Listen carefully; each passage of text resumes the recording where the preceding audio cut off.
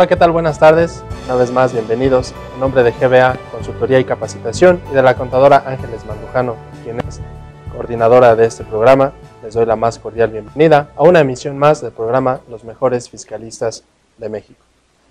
En esta ocasión, hablando del tema la seguridad social y las pensiones, hoy nos acompaña el licenciado Jorge Martínez Vargas, de quien me permitiré dar una breve reseña de su trayectoria profesional. Licenciado en Derecho, egresado de la Universidad del Valle de México.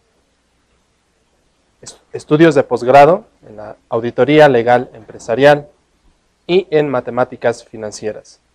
Fue dictaminador de inconformidades en el IMSS. Fue compilador de jurisprudencias en la Procuraduría Fiscal de la Federación. Fue investigador de legislaciones fiscales extranjeras en la Secretaría de Hacienda y Crédito Público. Fue abogado del Departamento del Seguro Social en la Coparmex y abogado del Departamento Fiscal de la firma Galas, Carstens, Chavero, Yamazaki y Compañía S.C. Expositor de diversas instituciones y organismos empresariales, autor de diversas obras en materia fiscal y de seguro social. Exmiembro de la Comisión de Seguridad Social del Colegio de Contadores Públicos de México, AC.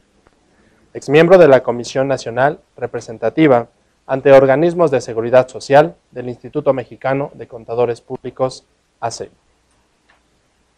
Fue catedrático por oposición en UPIXA. Fue asesor nacional en materia de seguridad social de Canacintra. Ex vicepresidente electo de Coparmex, Ciudad de México. Exmiembro del Consejo Nacional de Coparmex.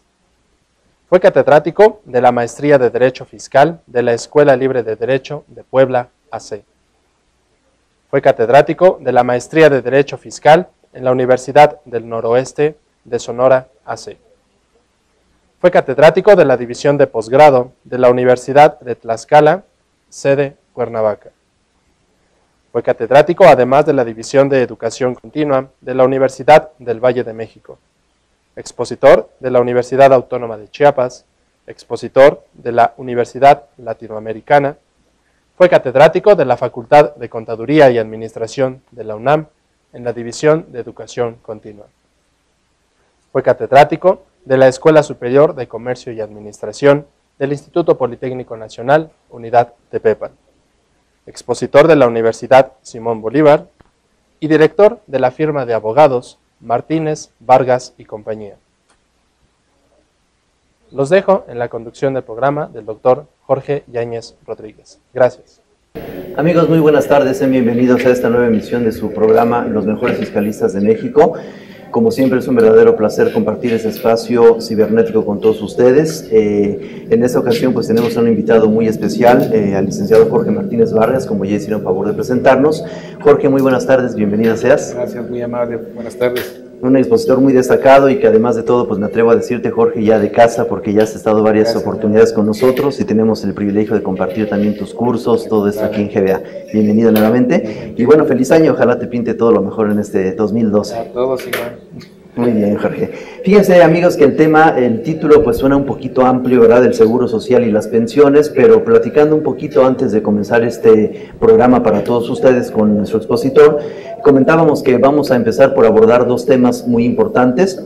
Uno de ellos, y derivado de la fecha en la cual nos encontramos, van a ser las reformas para 2012 en materia sobre todo del Infonavit, y después abordaremos un poquito pues la forma en que las autoridades de seguridad social han venido ejerciendo sus facultades de comprobación en los últimos tiempos. Él, que es un experto, como ya oían en toda su currícula, en este tema nos va a platicar un poquito más en la práctica, y yo creo que eso es lo interesante, amigos, no tanto lo que la ley dice, ¿verdad?, sino él, que está metido en la práctica todo el tiempo, cuáles son algunos consejos que nos pueda dar en este sentido, si te parece, mi estimado Jorge. ¿Cómo no? Con mucho gusto. Bien, pues vamos a comenzar, como les decía, con nuestro primer tema. En materia, Jorge, de las reformas para 2012 de la ley del Infonavit, ¿qué nos puedes dar? Antes de meternos a colación, no sé si un poquito los antecedentes.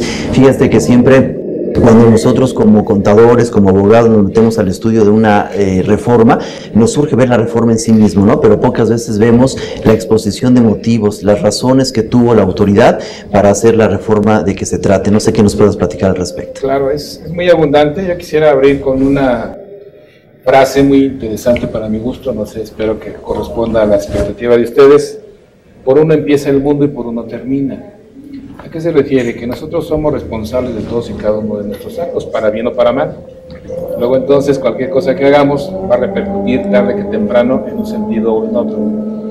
En materia de la reforma de la Ley de Seguro Social, más adelante con mucho gusto la vamos a comentar. Ahorita la que se cristalizó apenas, desafortunadamente, fue precisamente la ley del Infonavit en lo relativo al tema singular de dos aspectos fundamentales. El primero de ellos, el otorgamiento de créditos, que como la mayoría de nosotros conocíamos, solamente teníamos derecho a disfrutar un solo crédito en nuestra vida laboral como trabajadores. Gracias a la reforma tenemos la oportunidad de tener ahora más de uno, siempre y cuando tengamos liquidado el primero. Eso es algo muy importante, ya que hay gente que su capacidad económica ha ido desenvolviéndose. ¿Qué es lo que pasa con el otro tema singular de la reforma de la ley del Infonavit? Bueno, un simple acto de justicia y de congruencia lógica, en donde se da marcha atrás a una aberración jurídica que se comete el día 6 de enero de 1997 por el entonces Congreso de la Unión, llevando a cabo la reforma de la ley del Infonavit para que quienes no hubieran disfrutado de ninguna, vamos a llamarle, otorgamiento de crédito y no estuvieran pagando o lo hubieran ya cubierto el tema de sus aportaciones patronales al Infonavit, pues ese dinero, ese fondo que hubiera en sus cuentas individualizadas, se pudiera trasladar al tema de seguro social. Esto era algo completamente inconstitucional, es una aberración jurídica. Los legisladores fueron los responsables, no es culpa del Infonavit, ni del Seguro Social, ni de las Afores, es 100% el Congreso de la Unión quien lleva a cabo esta cuestión tan controversial. Se sucedieron una serie de juicios, afortunadamente se cristalizó con la intervención de la Corte, quienes le dieron la razón al particular, y se declara el artículo 8 transitorio de ese decreto de 1997 como inconstitucional. A raíz de ello viene la devolución de los dineros, pero solamente aquellos que se peleaban. Fue un reclamo popular el hecho de que la gente levantara la voz diciendo, bueno, y los demás que no nos estamos peleando porque ya perdimos la oportunidad que va a pasar con ese dinero. Y afortunadamente, pues al final de cuentas estamos en un periodo electoral, pues para jalar más clientes cada quien a su molino, se da marcha atrás a este equívoco legal, que desafortunadamente, insisto, fue desde 1997 a la fecha.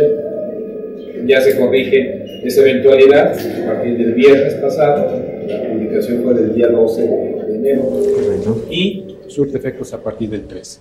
Con ese cambio, ¿qué se está generando? Bueno, que los dineros que tengan los trabajadores, que sus patrones aportaron a su favor, lo puedan recuperar de manera, vamos a llamarle, casi inmediata. Hay una serie de requisitos muy importantes. Quienes sean trabajadores a partir del 1 de julio de 1997 van a tener un plazo mayor para recuperar su dinero. Y aquí tenemos tres grandes bloques, perdón, 4. Los que perdieron la oportunidad de pelearse, los que se pelearon y aún no les devuelve el dinero del Infonavit, los que nunca se han peleado, los que nunca hicieron nada, y todos aquellos que han sido afiliados, como vemos antes, caras jóvenes en este grupo. Cuando les asignen su número del Seguro Social, pues obviamente ya van a tener que sujetarse, les guste o no, a las disposiciones vigentes de la ley nueva, de la ley de Seguro Social. Entonces, esos cuatro grupos van a estar con una, vamos a llamarle una máxima atención para ver cómo se desenvuelven los fondos que en su momento se dediquen al tema del Infonavit. Seguramente serán necesarias las reglas respectivas para que en cada de los bloques que nos comentas se establezcan los casos particulares, Jorge. ¿Será así que la autoridad de seguridad social lo norme? Empezó a sacar algunas reglas el Infonavit a partir del viernes. Creo que es interesante. Sin embargo, viene la otra controversia, el aspecto legal del aspecto operativo. En algunas cuestiones operativas el Infonavit en muchas ocasiones desafortunadamente se ha brincado la ley. Ahorita yo creo que el número 1 de quien está cometiendo actos de ilegalidad es el Infonavit. En reclamos, pues tenemos el primer lugar indudablemente que lo tiene el Seguro Social, desafortunadamente también. Y adicionalmente a ello, cabe destacar el tema que ya conoces tú, don Jorge, la existencia reciente a partir del año pasado, muy novedosa, de la Procuraduría de la Defensa del Contribuyente. Entonces también se han acrecentado los medios en los que el particular pudiera hacer valer sus derechos. Sin embargo, se está generando una problemática mayor en cuanto al desconocimiento y la desinformación mayor en los medios de comunicación. Tenemos un caso, un cliente de nosotros, de nuestro despacho, nos manifestaba ahora y nos llevó una noticia de un periódico, no digo cuál porque no quiero ser amarillista, pero decía: quien no presente su solicitud el viernes, es decir, el 13 de enero, ya perdió su fondo. Entonces, a ese grado llega la desinformación. Ya tuvimos una mala experiencia con la jurisprudencia de la Corte en relación al tope de las pensiones. Correcto. En donde hubo un amarillista, no supo qué dijo, pero aventó la noticia muy amarillista, la gente salió, tuvo que salir el director del IMSS, el director de no sé qué tantas dependencias, el mismo presidente de la República, el presidente de la Corte, para poder aclarar ese tipo de noticias amarillistas, ¿no?, que confunden más a la gente. Si de por sí tenemos un problema de educación muy fuerte, de información que sea válida y valiosa para nosotros, pues obviamente confunde más a la población. Desafortunadamente, Jorge, no todos tienen la oportunidad de tener asesores como tú lo eres. Al trabajador en general, ¿qué recomendación le darías? ¿Dónde informarse de manera segura, fácil, a través de todos esos temas? También sin llegar a tanta complejidad, ¿verdad? Porque a veces, como legislaciones que son, no son tan claras para la generalidad de los trabajadores. ¿Qué nos recomiendas en ese caso? Mira, yo quisiera aprovechar la oportunidad y el favor que nos hace GBA de invitarnos para poder establecer unos lineamientos que yo con mucho gusto ofrezco y desinteresadamente lo hago, para que consulten la página de GBA, nuestros amigos, y vean el procedimiento sencillito. Ya si alguien tiene una complejidad mayor, pues obviamente se va a requerir la atención legal, pero que sea algo más sencillo, más asequible para la mayoría de la persona, en función de que son gentes que en muchas ocasiones por su edad están solas, desafortunadamente, o por su carácter. El otro tema que tenemos es el hecho de que son gentes de escaso nivel cultural o educativo, perdón. Siempre hago énfasis en que la cultura mexicana es riquísima, desafortunadamente lo que nos falta es educación. Y el otro tema es el que sea muy, muy accesible. Entonces, poder difundir mayoritariamente este tipo de reformas para poder lograr un beneficio más social. Entonces nos comprometemos al final del programa, ojalá podamos dar la liga, o si no, como parte del programa que ustedes descarguen, amigos, podemos dar la liga de exactamente de dónde descargar esos pasos para que estemos a conocimiento del público en general. Así es, está hecho. Muy bien. En estas etapas o en esos bloques que nos hablas, Jorge, ¿cuál de ellos cuatro crees, por experiencia de años que llevas en eso, que pueda tener mayor problema? ¿Qué bloque es el que más riesgo tiene, a lo mejor por las cuestiones más allá de lo legal que tú dices, edad, etcétera, de poder recuperar esos fondos que aportó en su oportunidad al Infonavit que utilizó? Nosotros hemos encontrado, y eso el gobierno siempre lo ha manejado, lo sabe, la población mexicana está compuesta un 65% de los trabajadores afiliados de gente que gana de 3 salarios para abajo. Entonces, ese tipo de gente normalmente es obrera, es gente con muy pocos estudios, y obviamente lo que menos quiere al llegar a su casa es ver el periódico. Yo les invito a ustedes, jóvenes, que se envicien leyendo el diario oficial y el periódico para cualificar y calificar qué es lo que realmente vale la pena. Cuando la gente llega cansada, mermada de sus facultades ya físicas, que quiere llegar a tirar el bulto al sillón, pues es obvio que el decir alguna noticia o comentar algo adicional técnico, pues lo va a aburrir, lo va a poner inclusive peor de carácter, ¿verdad? Y se va a quedar solo. Aparte se quedan solos, ¿no? Entonces hay un problema ahí bastante interesante. Mi sugerencia sería gentes de menores recursos, que obviamente es la más importante de las masas que tienen que devolver el Infonavit, pues obviamente lograr hacerlo. La gente de mayores recursos, estamos hablando de 200,000 pesos para arriba de fondos, pues ha tenido oportunidad de contratar abogado, estar al día con la información, ser inclusive algún practicante de alguna profesión y tener una información y una formación diferente. Entonces, sí, eso lo sabe el gobierno. Entonces, muchas veces le ha jugado a eso. Esa es otra cuestión.